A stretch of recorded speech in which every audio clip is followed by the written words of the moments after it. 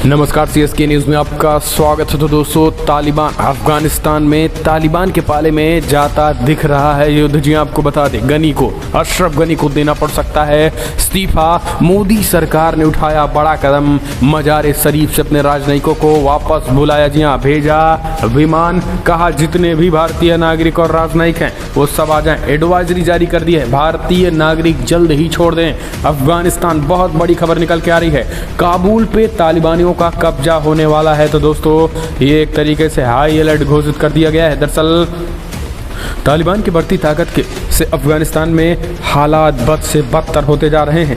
यहाँ के चौथे सबसे बड़े शहर मजार शरीफ के ज़्यादातर हिस्सों पर तालिबान के कब्जे के बाद भारत सरकार ने अपने नागरिकों से शहर छोड़ने को कह दिया है। मजार शरीफ में मौजूद भारतीय दूतावास ने सोशल मीडिया पर कहा है कि मंगलवार शाम को मजार शरीफ से एक स्पेशल फ्लाइट दिल्ली के लिए उड़ान भरने वाली है।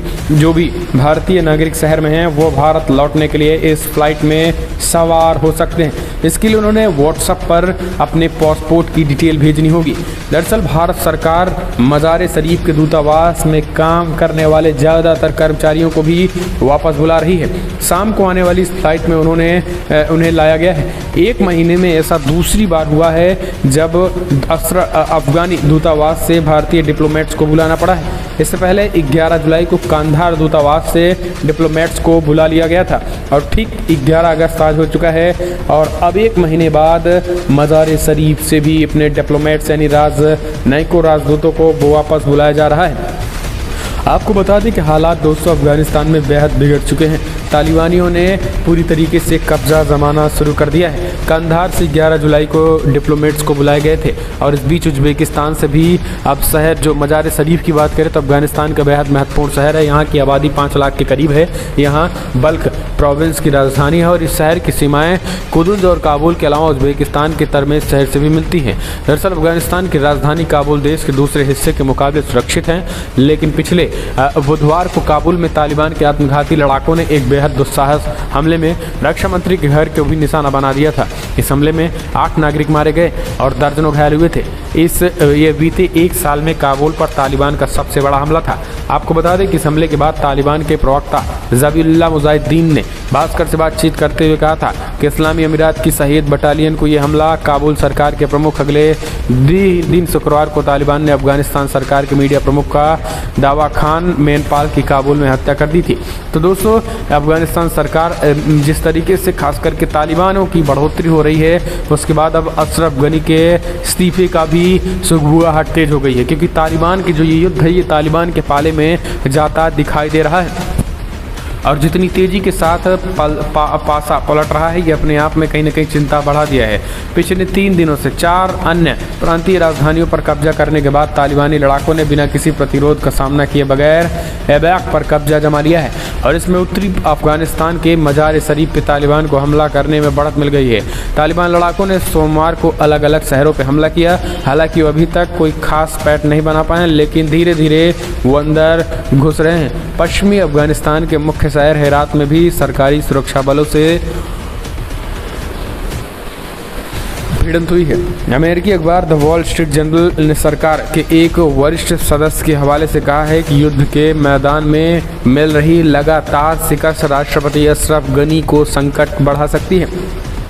वहीं सलाहकारों की एक छोटी टोली पे भरोसा करते हैं। अक्सर प्रमुख मंत्रियों और सैन्य कमांडरों को बदलते रहते हैं। दरअसल अशरफ गनी के सामने ये अब चुनौती है कि वो मौजूदा हालात से निपटने और इसके अलावा किनारा कर लेते हैं। सरकार के इस वरिष्ठ सदस्य ने चेतावनी भी दी है, अगर तालिबान विरोधी सभी राजनीतिक ताकतें मुकाबले के लिए नई योजना के साथ एकजुट नहीं हुई तो काबुल कुछ ही हफ्तों में आतंकी गुट के हाथों में जा सकता है और अशरफ गनी को इस्तीफा सौंपना पड़ सकता है। राष्ट्रपति जो बाइडेन के अप्रैल में अफगानिस्तान में सभी अमेरिकी सैनिकों की वापसी के ऐलान के बाद से तालिबान ने अपने हमले तेज कर दिए हैं। ट्रंप प्रशासन के साथ फरवरी 2018 में दोहा में अफगानिस्तान में शांतिपूर्ण समाधान को लेकर हुए समझौते के बावजूद तालिबान लगातार हमलावर है। दोहा समझौता में तालिबान ने हमला न करने का वादा किया था, लेकिन हकीकतें इसके इतर है। अफगानिस्तान में तालिबान के आक्रामक रवैये के आगे अमेरिकी प्रशिक्षित सैन्य बलों के जवान टिक नहीं पा रहे हैं। अफगानिस्तान में तालिबान के कमांडो इकाई, सुरक्षा एजेंसियां, एजेंसी के राष्ट्रीय निदेशालय और मुजाहिदीन सरहदों से संबंधित मलेशियाई गुटों को कड़ी टक्कर मिल रही है। आपको बता दें कि मगर लंदन में पूर्व अफगान राजदूत और मुजाहिदीन कमांडर अहमद शाह मसूद के भाई अहमद वली मसूद कहते हैं कि यहाँ के भ्रष्ट सरकार और भ्रष्ट राजनेताओं की खातिर लड़ने के लेकर सेना के पास कोई प्रेरणा नहीं है। तो हालांकि उन्होंने अपनी ही सरकार पर हमला बोला है। बीते कुछ दिनों से अधिकांश हिस्सों में सरकारी नियंत्रण ध्वस्त होने के बावजूद राष्ट्रपति अशरफ गनी आशावादी बयान जारी कर रहे हैं। शनिवार को जैसे ही तालिबान ने प्रांतीय राजधानी पर कब्जा जमाना शुरू कर दिया, उन्होंने अटॉर्नी जनरल के कार्यालय में सुधार कार्यक्रमों को और फिर से देश के लोक प्रशासन को डिजिटलीकरण सुधारों को लागू करने पर एक और बैठक की। राष्ट्रपति गनी ने सोमवार को सत्ता के गलियारों में दखल रखने वाली मुजाहिदीन कमांडरों के साथ बैठक की और कहा है कि तालिबान विरोधी मिलिशियाई गुटों को सरकारी समर्थन मिलता रहेगा। निचले स्तर के कमांडर तो पहले ही तालिबान के सामने आत्मसमर्पण कर चुके हैं, लेकिन सोमवार को समागन प्रांत के पूर्व सीनेटर और ताजिक जमीयत इस्लाम पार्टी के कद्दावर नेता आसिफ अजीमी ने पाला बदल लिया है। तो दोस्तों, आपको बता दें कि हालत वहाँ कुछ इस तरीके से हो चुकी है कि तालिबानों को एक तरीके से खुला आदेश दे दिया गया है कि शरिया कानून लग गया है, आप जो चाहें वो कर सकते हैं तालिबान में। इस वजह से जो वहाँ के तालिबान अफगानिस्तान के बेरोजगार युवा हैं वो तालिबान के समर्थन में जा रहे हैं, क्योंकि तालिबान के पाले में युद्ध जा रहा है। तो जाहिर सी बात है कि तालिबान बड़े पैमाने पे लोग वहाँ जा रहे हैं। और भारत ने भी क्या किया है कि भारत ने भी अपने विमान अफगानिस्तान भेजे और अपने लोगों को बाहर निकाल लिया है। लगातार ये कार्यक्रम जारी भी है।